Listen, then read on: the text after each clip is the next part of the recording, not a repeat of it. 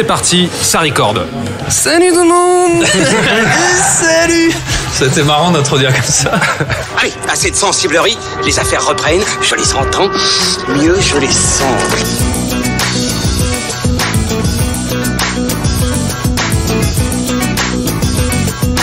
Qu'est-ce que c'est que ce foutoir, mon petit Bernard ?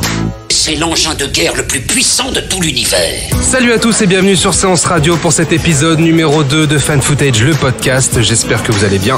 Nous, à merveille, puisque nous sommes aujourd'hui confortablement installés autour d'un verre au bar, le numéro 21 à Levallois, pour parler du très attendu The Shape of Water, La forme de l'eau, le nouveau long métrage polémique signé Guillermo del Toro.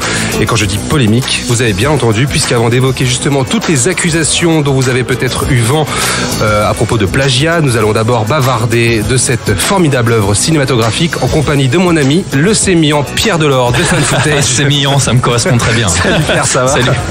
Et notre récurrente, Ilan Ferry de cinévibe.fr. Salut Ilan. Salut Thomas. Tu t'y attendais pas à celle-là, hein? Ah non.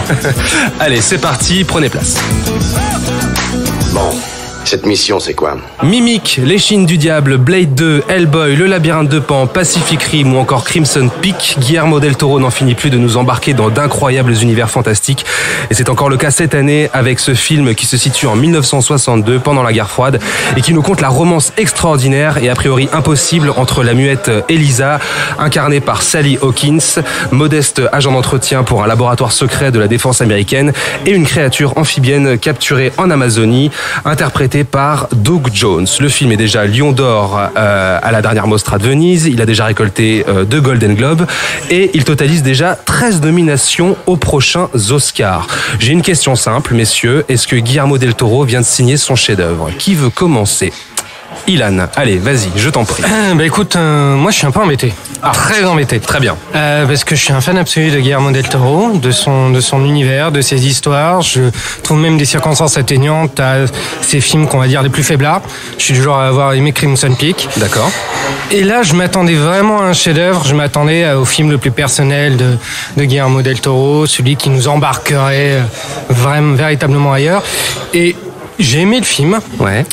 Mais j'ai pas été transporté, en tout cas pas comme j'aurais voulu. D'accord. La direction artistique est magnifique, tout l'hommage au cinéma à l'âge d'or hollywoodien est très beau. On sent que c'est le film d'un amoureux du cinéma, et la relation entre les deux personnages est jolie, mais il manque quelque chose. Il manque un truc pour toi? Ouais, pour moi il manque un truc. Je pense que quelque chose un peu de l'ordre du merveilleux. J'ai l'impression qu'il s'est bridé en fait sur ce film. Tu crois pas tellement à cette histoire? J'ai eu du mal en dehors du caractère totalement improbable de la chose. Je pense qu'il manquait quelque chose. D'accord. Alors pour la petite histoire quand même, on l'a vu ensemble, et c'est vrai que t'étais à ma gauche et je t'ai vu bâiller par moments. Oh là là, mais quel scandale. Non, Tu diras pas le contraire. T'étais fatigué peut-être? c'était du bâillement d'admiration. Ah bon, d'accord, ok. Donc pas plus transporté que ça, pas plus... J'ai aimé, mais j'aurais aimé être surpris, transporté. J'ai juste aimé. Très bien. Pierre? Bah écoutez, les gars, moi je crois que le premier mot que j'ai prononcé en sortant de la salle, c'était sublime. J'ai vraiment trouvé le film absolument sublime. Et je m'attendais à ce qu'on ait tous le même avis autour de la table. Comme quoi, voilà, personne n'est parfait. Le truc, c'est que moi j'ai trouvé vraiment le film magnifique. C'est un très très beau film. J'ai pas grand chose à lui reprocher. Si je pinaille un petit peu, il y a peut-être un détail ci ou là. On va y revenir, de toute façon on va en discuter. Moi j'ai quasiment rien à redire sur le film. J'ai trouvé ça absolument merveilleux, c'est très beau. Effectivement, il y a quand même une dimension très personnelle. Guillermo del Toro, c'est un amoureux du cinéma, mais c'est pas juste un amoureux du cinéma, c'est un amoureux de l'esthétique, du cinéma de genre d'une certaine époque, des films de créatures de son enfance, des films de créatures classiques de la Hammer des années 50, inspirés par la créature du Lagon Noir de 1954, on l'a beaucoup cité. Évidemment. On retrouve aussi des influences beaucoup plus récentes. Je me souviens à l'époque des toutes premières bandes annonces. J'étais, comme d'ailleurs beaucoup d'autres internautes, persuadé que le film serait une espèce de spin-off de Hellboy, puisqu'on croyait reconnaître en l'apparition de la créature sous-marine le personnage d'Ape Sapien, voilà, qui est donc une créature amphibienne qui ressemble un peu à la créature de Shape of Water. Ouais, quand même. Et en fait, pas du tout. En fait, c'est pas ça. Alors, je sais pas si dans la direction artistique, Mike Mignola, l'auteur derrière Hellboy, a été impliqué dans le design de la créature. J'ai pas vu passer ça. Hein. J'ai pas d'infos là-dessus, mais en tout cas, on sent qu'il y a énormément d'influence personnelle. Il y a des scènes qui se passent dans dans des cinémas. Il y a cette esthétique aussi un petit peu rétro de l'Amérique d'une certaine époque à laquelle je pense il est assez attaché. 1962, le film se déroule. Et je crois que Thomas aussi, on n'a pas voulu en discuter trop. On voulait se préserver pour le podcast. Contrairement à Black Panther, mais moi j'ai trouvé ça vraiment, mais je le disais dans mon introduction, je trouve que c'est un chef-d'œuvre. C'est une histoire vraiment incroyable et c'est vrai que ça va être compliqué auprès du grand public de faire croire à ça, parce que si tu ne crois pas à cette histoire complètement extraordinaire, le film tombe à plat totalement, quoi. Et j'ai peur de ça, et j'espère que le bouche à oreille sera bon, que les spectateurs auront quand même une certaine ouverture d'esprit, malgré tout, parce qu'on est dans le mythe un peu de La Belle et la Bête, quelque part. Oui. Donc poétique, il convoque plein d'autres genres, le film d'espionnage, c'est Sally Hawkins qui joue donc Elisa, muette et qui fait tout passer par le regard. Le casting est remarquable, vraiment. Michael Shannon. Michael Shannon, il envoie. Nom de Dieu, quel salopard.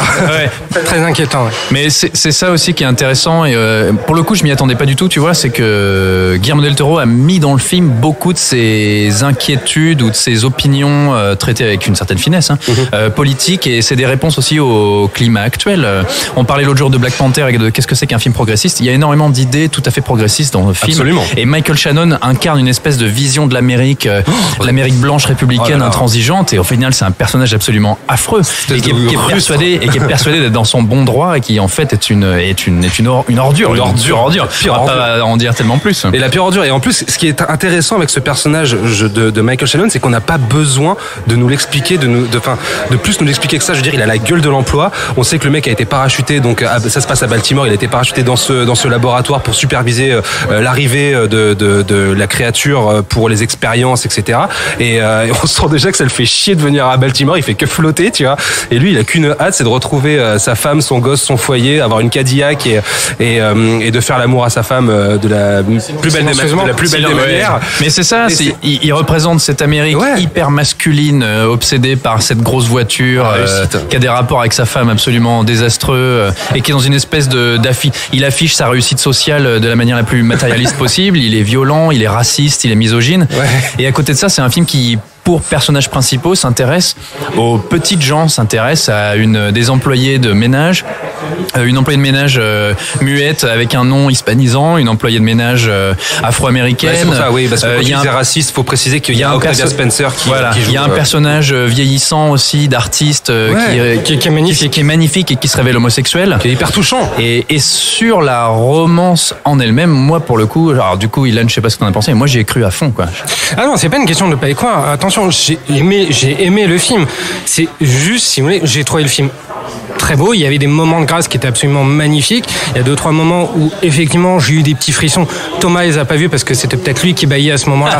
Mais en tout cas, moi j'étais à fond. Si je sais que t'as eu des frissons parce que je t'ai touché. Ah, c'était ça, d'accord. La romance, ça marchait. Je me sentais tout mouillé. Et non, doucement.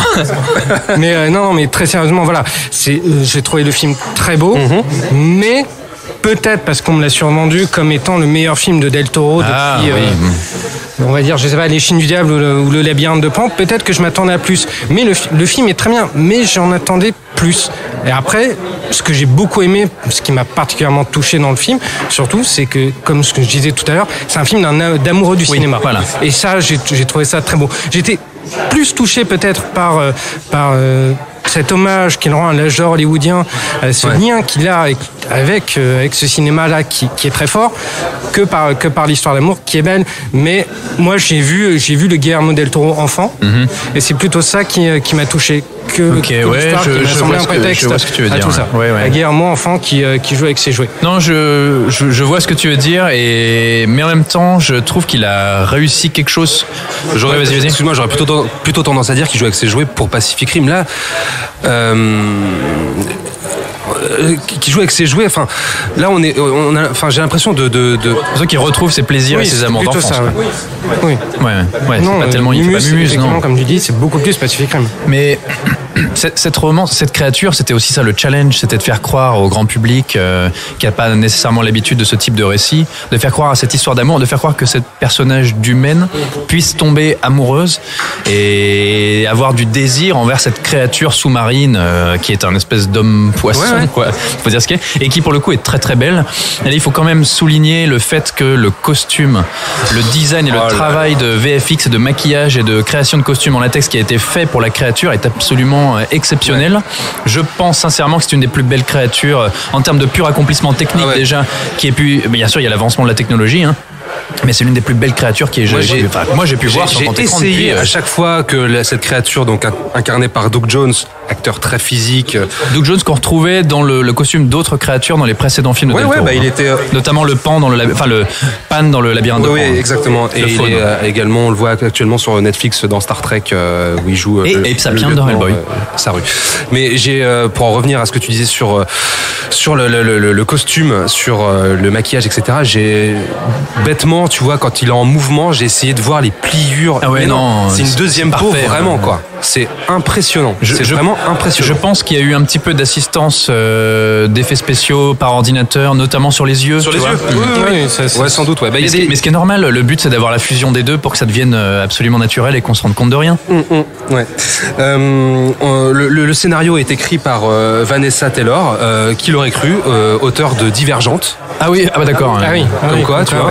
Mais inspiré aussi par un des collaborateurs de Del Toro. Hein. Oui, Daniel Krauss, qui fin 2011 avait pitché le film, une idée comme ça à Guillermo del Toro lors d'un déjeuner, et Guillermo del Toro a sauté sur l'occasion et lui a racheté le pitch du film, et après ils ont développé le scénario. Ce qu'il faut savoir, c'est que c'est quand même un tout petit budget.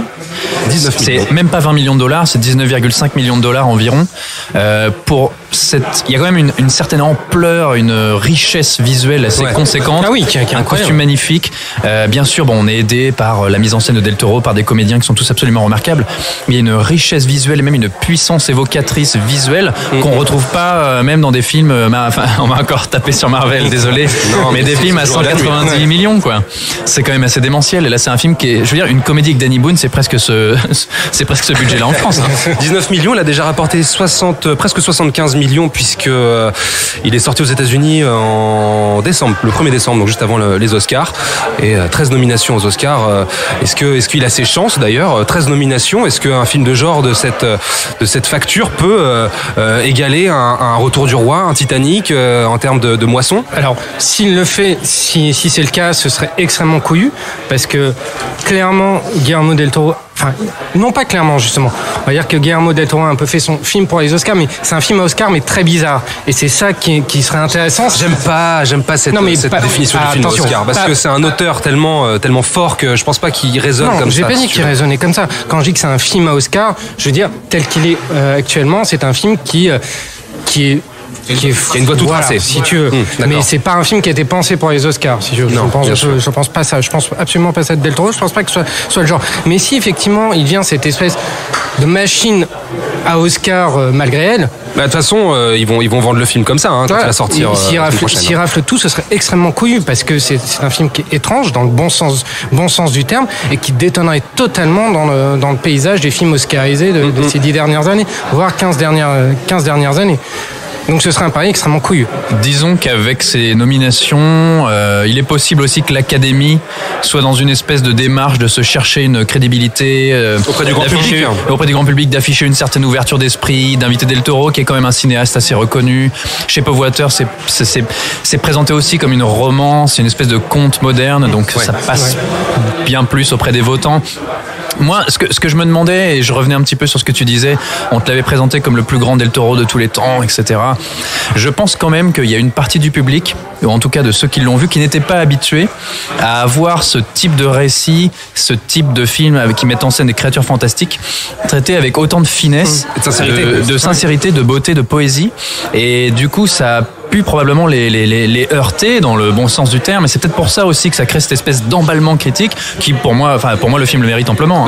Faut quand même resituer le film, le bon buzz du film. Il y a un très très bon buzz. Est parti depuis la Mostra fin août. C'est là que tout a commencé. C'est un festival au départ. Donc effectivement, les critiques étaient dithyrambiques, et là, après c'est parti. Après, si on veut vraiment être pointilleux, je trouve que donc c'est Alexandre Desplat qui, alors je sais jamais si on dit Desplat ou Desplat, a priori. Alexandre Desplat qui a composé la bande son, si je dis pas de bêtises. Ouais. Je trouve qu'elle est un petit peu en retrait.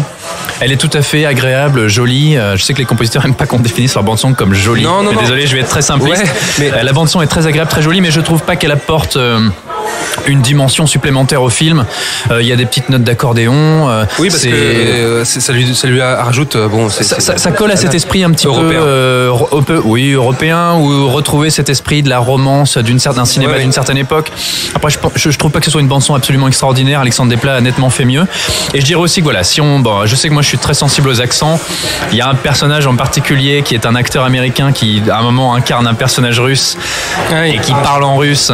Et alors je salue l'effort parce que c'est un acteur américain qui a dû apprendre du russe et qui a certainement été coaché, et ça fonctionne. Moi j'étais persuadé qu'il était russe, tu vois. Le casting. J'ai un petit peu une certaine détestation des accents russes à deux balles, ou même des accents en général à deux balles que prennent des acteurs anglo-saxons quand ils jouent d'autres nationalités. Là, c'est pas ce qui se fait de pire. De temps en temps, ça a un petit peu heurté mon oreille sensible, mais ça passe. Bon. Et le personnage est très bien d'ailleurs. Ouais. Très touchant. Ouais. C'est un élément pivot du récit d'ailleurs. The Shape of Water, Guillermo del Toro. Est-ce que vous voulez mettre une note? Tiens. Sur combien? Sur 10, tiens. Sur 10? Oui. 10 étant le chef-d'œuvre. 10 étant le chef-d'œuvre, écoute. Tu t'attendais pas celle-là. Moi, alors, je vais me lancer, je vais mettre un bon 9,5 quand même. Je pense qu'on a droit aux virgules. Ouais, t'as droit. Je pense que je suis à 8,5-9 moi pour l'instant. Ouais, on est à chaud, donc c'est difficile. Mais n'aie pas peur, Ilan. Tu es entre avec tes amis, c'est normal. Je vais mettre 7,5. 7,5 parce que je le pense sincèrement. Bon. Très bien. C'est déjà pas mal, mais je pense que Jean-Pierre Jeunet lui collerait un 4. Alors Jean-Pierre Jeunet, on va en parler d'ici quelques instants. En attendant, vous pouvez le retrouver à l'affiche. The Shape of Water, La forme de l'eau. C'est chaudement recommandé par le très chaudement. Oui, allez-y. Je vous le disais en ouverture, The Shape of Water est dans la tourmente, puisqu'il est accusé de plagiat par Jean-Pierre Jeunet lui-même, qui lui reproche d'avoir repris une scène de Délicatessen. Le réalisateur français lui a carrément envoyé un mail, je crois, d'après ce que j'ai lu. Oui, il est assez virulent. Lui reprochant d'avoir repompé une scène en particulier, si j'ai bien lu l'histoire. Une scène en particulier de Délicatessen qui serait vraiment, plan pour plan, la même que dans La forme de l'eau. Mais en fait, notre fameux Jean-Pierre Jeunet national, exactement, a accusé Guillermo del Toro assez violemment. Il lui a carrément dit, donc il avait repompé, on va en parler, une scène précise de son film Délicatessen de 1991, qui est un peu un incontournable du cinéma de genre français et de la filmographie de Jean-Pierre Jeunet. Il l'a accusé de n'avoir, je crois, aucun amour propre, de construire ses films en piquant les idées des autres. Voilà, c'est ça que j'ai lu. Il a écrit un mail, il y a eu un petit échange entre les deux. Jean-Pierre Jeunet a l'air assez remonté. J'ai pas l'impression que ça aille jusqu'au procès. Je crois qu'il avait dit qu'il n'irait pas jusqu'au procès, il s'arrêtait là. Il a juste poussé un gros coup de gueule. Ce qu'il lui reproche, c'est cette scène en particulier. Alors, celles et ceux qui nous écoutent ont peut-être pas encore vu le film. C'est une scène, ça spoile pas, on peut en parler, c'est très simple. C'est une scène où deux personnages, un homme et une femme, dans The Shape of Water. Donc l'héroïne Elisa et son voisin qui est un vieil homme, sont assis sur un canapé. Richard Jenkins. Ils regardent un vieux téléfilm, un vieux musical à la télévision en noir et blanc. Ouais. Et alors qu'ils sont assis, qu'ils ne bougent pas, simplement avec leurs jambes et leurs pieds, ils se mettent à faire des petits pas de danse, des claquettes et à danser, faire une petite chorégraphie entre eux dans leur salon. Et effectivement, il y a une scène en Délicatessen qui est étrangement similaire. Et c'est la même chose, c'est-à-dire qu'il y a Dominique Pinon et je sais plus quelle comédienne qui sont assis sur un lit tous les deux, ils regardent un vieux film, un vieux musical en noir et blanc, et ils ne bougent pas, ils font que danser avec leurs pieds dans leur salon. Un peu comme Ryan Gosling et Emma Stone dans La La Land aussi quand ils font leur danse. Jean-Pierre Jeunet s'est pas attaqué à La La Land. Attends, mais en fait, il y a un peu de La La Land dans The Shape of Water, vous verrez, chers amis. Même carrément. Je sais pas. Je partage pas cet avis. Mais c'est très difficile de savoir. En fait, le truc, c'est que moi, je crois pas du tout au plagiat. Non. Le Guillermo del Toro a pas besoin de ça. ça, et je pense que Jean-Pierre Jeunet a un peu pris la mouche. Effectivement, la scène est très semblable. Le truc, c'est qu'il y a déjà... Bon, Guillermo del Toro a répondu, hein, c'est-à-dire qu'il a montré que déjà cette scène, elle était pensée depuis des années, c'est un projet qui traîne dans sa tête depuis très longtemps, qu'elle est notamment inspirée par un classique du cinéma britannique qui s'appelle The Red Shoes de 1948. C'est un film de... c'est Michael Powell et Eric Pressburger, c'est ça? Pressburger, ouais. Le truc, c'est que tout le décor, tout l'univers est inspiré directement de ce film, qui est un grand classique du cinéma britannique. Après, c'est vrai que la scène est très, très semblable, et Guillermo del Toro a fini par avouer à demi-mot que peut-être il avait eu une inspiration inconsciente. Ouais. Ce qu'il disait, c'est que lui et Jeunet sont tous les deux des grands fans de Terry Gilliam, et que Del Toro puise régulièrement dans Terry Gilliam, et Jeunet sans doute aussi, et que du coup il y a eu des influences communes. Ils n'ont pas non plus une grande différence d'âge, c'est 10 ans de différence d'âge, mais ils ont probablement des influences communes. C'est des deux créateurs d'univers. Des créateurs d'univers, et même s'il y a eu si Guillermo del Toro s'est inspiré consciemment ou pas de cette scène de Delicatessen qu'il a peut-être vue il y a des années, j'imagine qu'il est tout à fait fan de la Cité des Enfants Perdus par exemple. Ouais. Je trouve qu'on est plus dans la citation que le plagiat, faut pas exagérer. Ouais. C'est ça qu'il faut bien effectivement distinguer. Et c'est amené avec beaucoup d'intimité, beaucoup d'humanité, beaucoup de sincérité. Mais en fait, le truc, c'est que The Shape of Water, il fait partie de ces grands films de genre qui soudainement sortent à un moment. En plus, là, il est oscarisé. Et bim, on leur tombe dessus avec des histoires de plagiat comme par hasard. Alors, on s'attaque pas à tous les véritables plagiats qui sortent régulièrement au cinéma.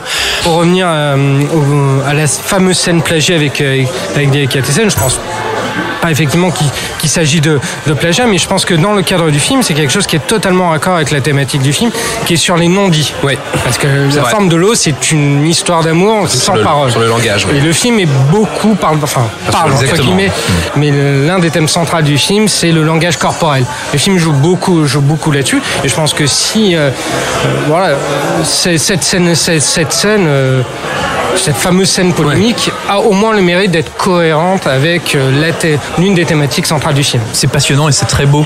C'est ce rapport entre un être humain et une créature, et l'héroïne est muette, la créature ne sait pas parler, c'est un homme-poisson, et il y a ce rapport et cet amour entre les deux qui ne s'exprime que corporellement. C'est vraiment très beau.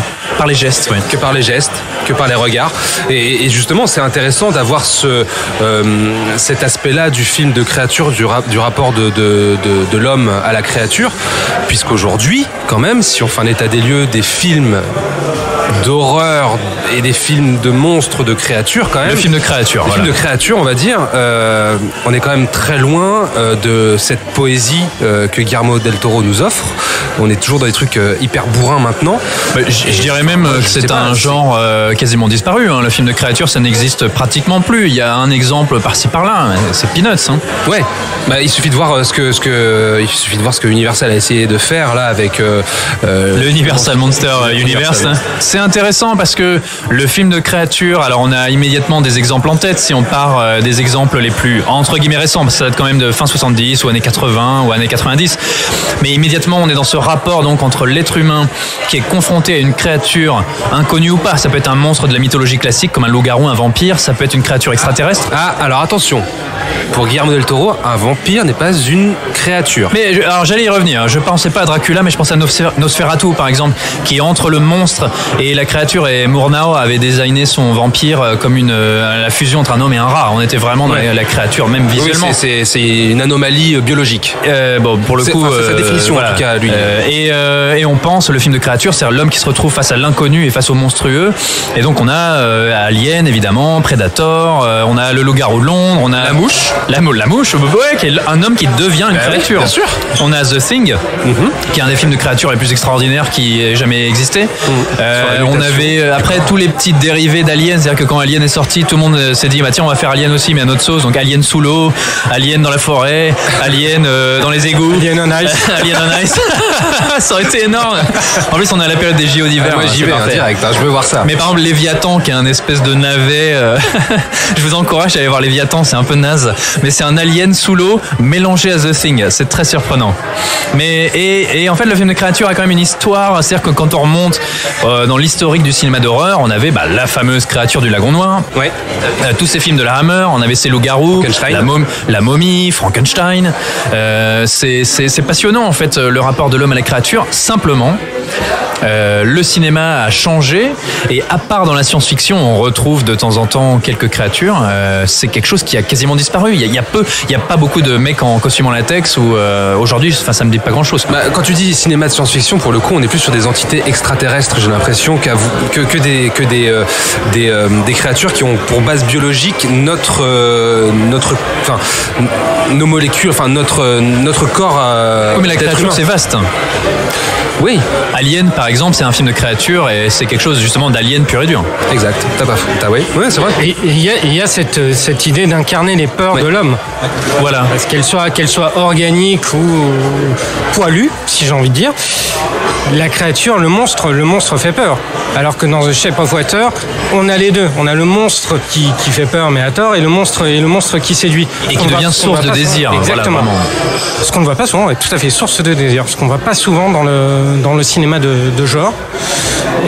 Et ça veut dire quelque chose sur ce qu'est la créature aujourd'hui. Mais sur ce que représente la créature aujourd'hui, c'est peut-être assez symptomatique de la vision de l'autre dans notre société. C'est-à-dire qu'il y a une époque, on n'est pas tout à fait dans la créature, mais il y a une époque, le vampire faisait peur, et à un moment, le vampire est devenu une source, et l'aboutissement ultime, on est peut-être Twilight, ou même Underworld, dans une certaine mesure. C'est que le vampire devient une source de même on s'habille comme eux, on veut être comme eux, ça devient cool d'être un vampire. Le loup-garou ne fait plus tellement peur. Le loup-garou, autrefois, c'était le diable. Et quand Joe Johnston s'est attaqué au mythe du loup-garou avec son remake de The Wolfman, c'était quoi? C'est revoyez-le, les amis. 2010, je pense. Ouais.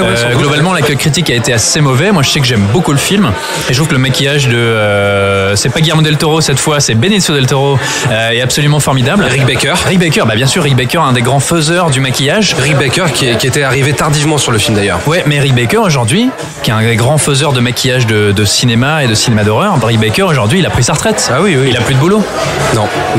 Terminé. Parce qu'il y a quelques exemples récents. Je sais que Ilan, tout à l'heure, tu me parlais de Life. Une sorte de rip-off d'Alien, mais en méchant. Rip-off soi-disant scientifiquement probable. Soi-disant scientifiquement probable. Après, on va voir ce que... Avec Calvin, l'alien, ouais, voilà, c'est ça.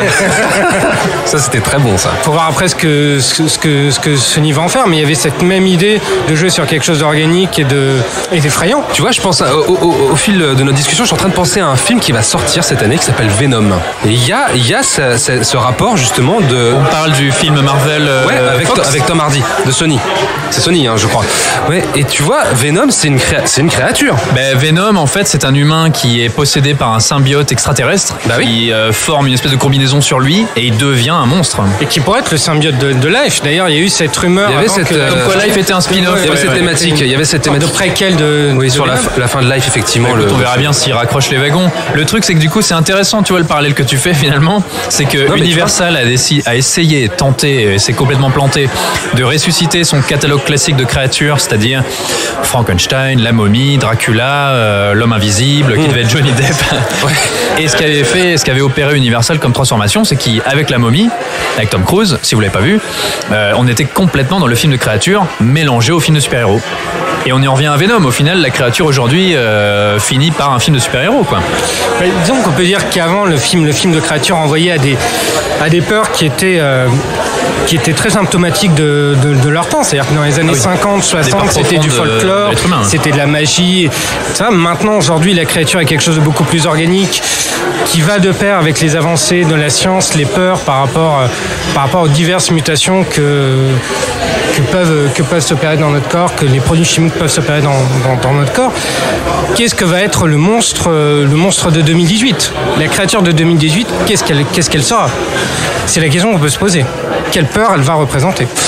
Ok, messieurs. Bon, je pense qu'on a fait un petit état des lieux plutôt intéressant, effectivement. On va suivre tout ça de très près. Est-ce que vous avez une recommandation sur un film de monstres, de créatures, un classique éventuellement que vous pourriez recommander chaudement? Moi, j'irais le loup-garou de Londres. Là, un film de John Landis, c'est Rick Baker aussi au maquillage. Le loup-garou est très très beau. Moi, je vais recommander. Alors bon, The Thing, c'est tout le monde l'a vu. Désolé. The Thing, c'est un petit peu un de mes maîtres à penser. C'est un des plus grands films pour moi. Les créatures, c'est le film de créature ultime. Et du coup, là, j'y pense. Il y a un film de Joe Dante que j'adore, qui s'appelle The Howling. Ah oui, il y a un film de loup-garou. Et alors là, moi j'aime bien les loups-garous. Et c'est un film de loup-garou magnifique. Les créatures sont super. Il y a des special effects absolument dégueulasses avec des maquillages dégoulinant. Allez le voir, foncez, c'est super. Alors moi, ma petite recommandation, elle sera un peu plus fantastique. Ce sera Legend de Ridley Scott. Ah oui, bah bien sûr, ouais. Voilà, vous savez ce qu'il vous reste à faire. Vous allez sur Netflix ou sur la Fnac et vous procurez tout ça d'urgence. Bien sûr, personne ne télécharge ici. Non, bien sûr que non. Ce podcast est maintenant terminé. Oh non! Mais vous savez quoi, on se retrouve la semaine prochaine. Ouais, cool! Et oui, Ilan, on te retrouve sur cinevibe.fr. Tout à fait. Encore un grand merci pour ta participation sur Twitter, @CineVibeFR. Voilà, Pierre, on te retrouve sur FanFootage. Ouais, comme d'habitude, fidèle au poste. Fanfootage.fr exactement. Ce podcast sera disponible sur Séance Radio, sur iTunes, sur SoundCloud et tous les autres agrégateurs. #FanFootage pour partager, commenter, liker. On attend tous vos retours, c'est très important pour nous, vous le savez. On vous souhaite une très bonne séance en compagnie de Guillermo del Toro, Shape of Water. N'hésitez pas, allez-y, foncez. Et puis d'ici là, on vous fait de très gros poutous bien baveux d'amphibien. Ok les amis? Voilà, bisous. Allez, salut. Nous allons faire du bon travail ensemble. Yes. No. Ok. Une demi-heure pour tout savoir. C'est un grand cinéaste de l'ambiguïté, quoi, du trouble. Et là, il n'y a rien. Le jeudi à 19h, Nos Ciné parlent fort de cinéma sur Séance Radio.